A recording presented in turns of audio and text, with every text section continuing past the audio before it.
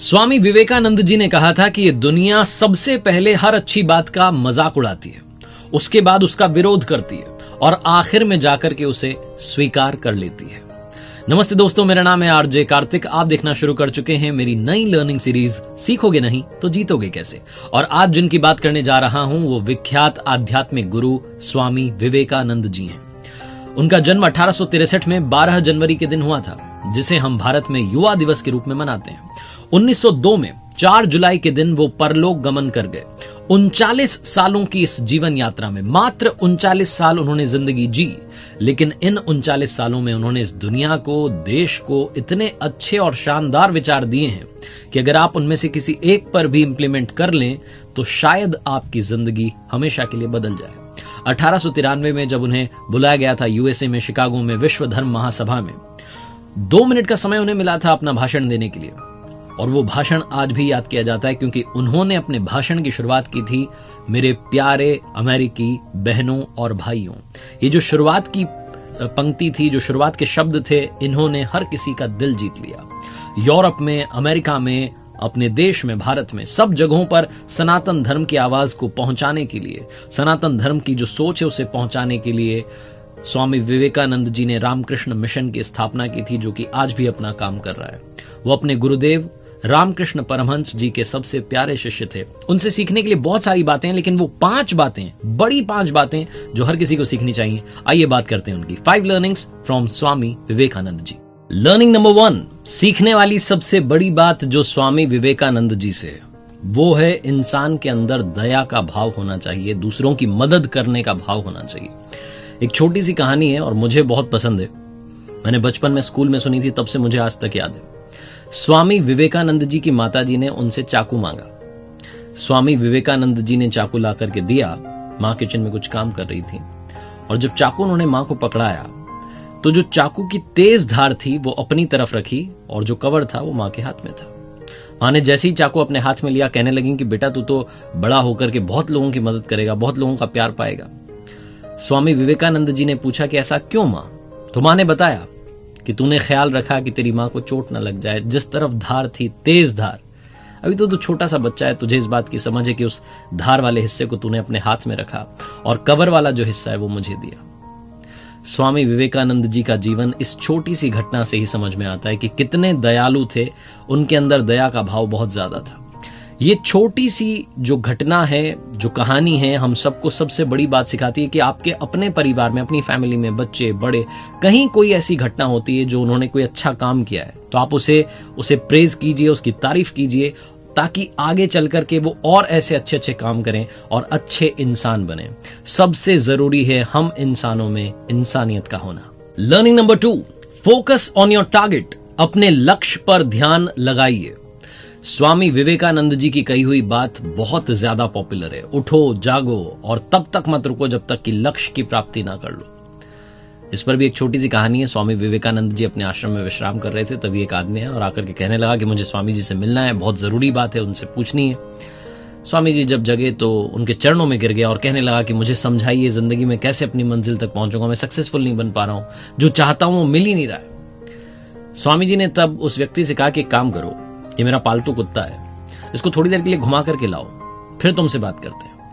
वो जो व्यक्ति था वो उस कुत्ते को लेकर के घूमने के लिए गया। जब वापस आया तो स्वामी जी ने उससे 2 सवाल किए।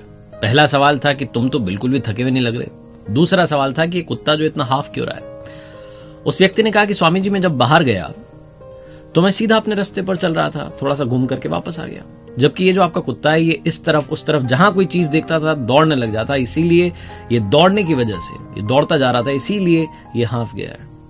स्वामी जी ने कहा बस इसी घटना में तुम्हारे जीवन का सार है। तुम्हें तुम्हारी मंजिल सामने दिख रही है लेकिन तुम भी उससे भटक जाते हो, कभी इधर कभी उधर, कभी दूसरा टारगेट कभी तीसरा टारगेट बनाने लगते हो और जहां पहुंचना है वो एक चीज जो तुम वाकई दिल से पाना चाहते हो वहां तक पहुंच ही नहीं पाते। अगर तुम ऐसे ही दौड़ते रहोगे तो बड़ी थोड़ी सी वॉक में, छोटी सी देर में, छोटी सी डिस्टेंस कवर करने में तुम हाफने लगोगे, लेकिन अगर सीधे चलते रहोगे तो मंजिल पर पहुंच जाओगे। ये कहानी, ये घटना भी यही सिखाती है कि जिंदगी में अपने गोल की तरफ फोकस कीजिए, डिस्ट्रैक्ट मत होइए। कई बार हम दूसरों की बातों में आकर के ऐसा सोचते हैं कि इसने तो इस फील्ड में अपना नाम कमा लिया, मुझे भी इधर ही जाना चाहिए। बहुत जल्दी डिस्ट्रैक्ट हो जाते हैं, फिर पता चलता है कि वो हमारे काम का नहीं था और जहां हम जाना चाहते थे वहां जाने के लिए देरी हो गई। लर्निंग नंबर 3, सीखने वाली तीसरी सबसे जरूरी और सबसे बड़ी बात। हो सकता है आप कहें कि तो मालूम है हमें, इसमें क्या सीखना है, लेकिन आज के जमाने को देखते हुए मुझे लगता है कि ये सबसे इंपॉर्टेंट लर्निंग है। रिस्पेक्ट विमेन, नारी का सम्मान हमेशा होना चाहिए। स्वामी विवेकानंद जी की एक घटना है, वो देश विदेश में प्रचार कर रहे थे सनातन धर्म का और लगातार अपनी बात रख रहे थे, उपदेश दे रहे थे। दूसरी कंट्री में थे, वहां बहुत सारे लोग उनसे मिलने के लिए आए हुए थे, उनका दर्शन करने के लिए आए हुए थे। एक महिला उनके पास में आई, उस देश की महिला थी, फॉरेन की, और वो लेडी आकर के कहने लगी कि मैं आपसे बहुत इंप्रेस्ड हूं, आपके थॉट से बहुत इंप्रेस्ड हूं, आप बहुत अच्छी बात करते हैं और मैं आपको अपना पति बनाना चाहती हूं। जहां उस महिला ने प्रपोज किया शादी के लिए, स्वामी विवेकानंद जी ने कहा कि ऐसा कैसे हो सकता है, मैं सन्यासी हूं और अगर आप मुझसे इंप्रेस्ड हैं तो एक काम कीजिए, आप मुझे अपना बेटा बना लीजिए, इससे मेरा सन्यास भी नहीं टूटेगा और आपको मेरे जैसा बेटा मिल जाएगा। जहां उन्होंने ये बात कही, वो महिला स्वामी जी के चरणों में गिर गई और कहने लगी कि वाकई में आप ईश्वर के समान हैं, ऊपर वाले के समान हैं, जो कभी भी अपने धर्म के रास्ते से विचलित नहीं होता, डिस्ट्रैक्ट नहीं होता। ये छोटी सी घटना हम सभी को एक सबसे महत्वपूर्ण बात बताती है, सबसे इंपॉर्टेंट बात सिखाती है। जिंदगी में हमेशा नारी का सम्मान कीजिए, क्योंकि उन्हीं की वजह से आज हम सब इस दुनिया में हैं। लर्निंग नंबर 4, जिंदगी में अपने मेंटोर्स की हमेशा वैल्यू कीजिएगा, अपने गुरु को कभी भूलिएगा मत। आज के जमाने में बहुत सारे लोग जब पोजीशन पर पहुंच जाते हैं, उन्हें लगता है कि अब मेंटोर से क्या काम है, उन्होंने सिखा दिया, हम आगे बढ़ गए, उनका काम था सिखाना, भूल जाते हैं। हम ये भूल जाते हैं कि मेंटोर वही है, वो गुरु वही है जिसने हमें रास्ता दिखाया, रास्ते पर चलना सिखाया, और मंजिल तक अगर हम पहुंचे हैं तो गुरु का सबसे इंपॉर्टेंट रोल है। स्वामी विवेकानंद जी अपने गुरुदेव रामकृष्ण परमहंस जी के लिए जिंदगी भर समर्पित रहे। हर पल हर श्वास को उन्होंने गुरुदेव की सेवा में लगा दिया था, समर्पित कर दिया था, 100% डेडिकेशन था। एक बार उनके जो गुरु भाई थे, जो रामकृष्ण परमहंस जी के शिष्य थे, वो नाक सिकोड़ते हुए दिखे कि कहां मतलब जाकर के इनकी सेवा करनी पड़ती है। थोड़ा सा उन्होंने सा नफरत जैसा चेहरा बनाया। तो उस दिन से स्वामी विवेकानंद जी ने कहा, मैं बाकी सारे साथियों को भी पाठ पढ़ाऊंगा। जो गुरुदेव की थूकदानी थी, जिसमें कभी कफ होता था, कभी ब्लड होता था, उस सबको वो बाहर जाकर के साफ करके लाते थे, बर्तन को वापस रखते थे। हर चीज से गुरुदेव की वो प्यार करने लगे, हर चीज में वो अपने गुरुदेव को देखने लगे, हर पल हर श्वास को उन्होंने गुरुदेव की सेवा में लगा दिया था।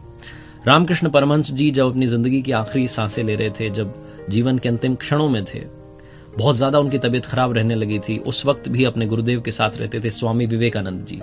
ये वो समय था तब जबकि इनके खुद के परिवार का समय सही नहीं चल रहा था, इनकी फैमिली कंडीशन ठीक नहीं थी, तब भी अपने परिवार को छोड़कर अपने गुरु के प्रति लगे रहते थे, हर वक्त उनके लिए उनकी सेवा में हाजिर रहते थे। स्वामी विवेकानंद जी, जिनका मानना था कि मेरे गुरुदेव का जो अस्तित्व है उसको मुझे पाना है, उसमें विलीन होना है, और उसमें विलीन होकर के इस पूरी दुनिया में जो स्पिरिचुअलिटी है उसका प्रचार प्रसार करना है। लर्निंग नंबर 5, इंटेलिजेंट बनिए लेकिन ह्यूमर का साथ मत छोड़िए, हंसी मजाक करना मत भूलिए, क्योंकि कई बार हम बहुत सीरियस हो जाते हैं जिंदगी में, भूल जाते हैं कि हमने हंसना भी है, हमारी हंसी बहुत इंपॉर्टेंट है।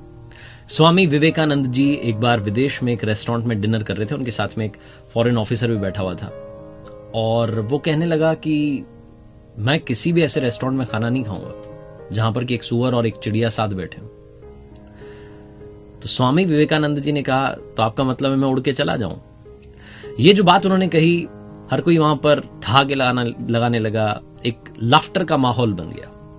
छोटा सा किस्सा है, लेकिन सिखाता है कि जिंदगी में हंसी मजाक अगर आपको करनी आती है, अगर आपके अंदर वो ह्यूमर का एंगल है, लेवल है, तो आप जो ड्रामेटिक सिचुएशंस होती हैं, जो ऐसी सिचुएशंस होती हैं जहां से बाहर निकलना मुश्किल लग रहा है, वहां पर भी आप माहौल को लाइट कर सकते हैं, हंसी खुशी के साथ में आगे बढ़ सकते हैं। अपने इंटेलिजेंस के साथ में ह्यूमर की धार को भी रखिएगा, ये आपको और अच्छा इंसान बनाएंगे। स्वामी विवेकानंद जी ने 5 कमाल की बातें कही हैं। पहली, चिंतन करो, चिंता नहीं, नए विचारों को जन्म दो। दूसरी, एक समय पर एक काम करो और उस काम को करते समय अपनी आत्मा को उसमें झकझोर दो, पूरी ताकत के साथ उस काम को करने में लग जाओ। तीसरी, उठो जागो और तब तक मत रुको जब तक कि लक्ष्य की प्राप्ति ना हो जाए। चौथी, जब तक जीना तब तक सीखना। और 5वीं, ये दुनिया एक जिम है और यहां हम अपने आप को मजबूत बनाने के लिए आते हैं। और जाते जाते बात करते हैं स्वामी जी के जीवन के अंतिम क्षणों की।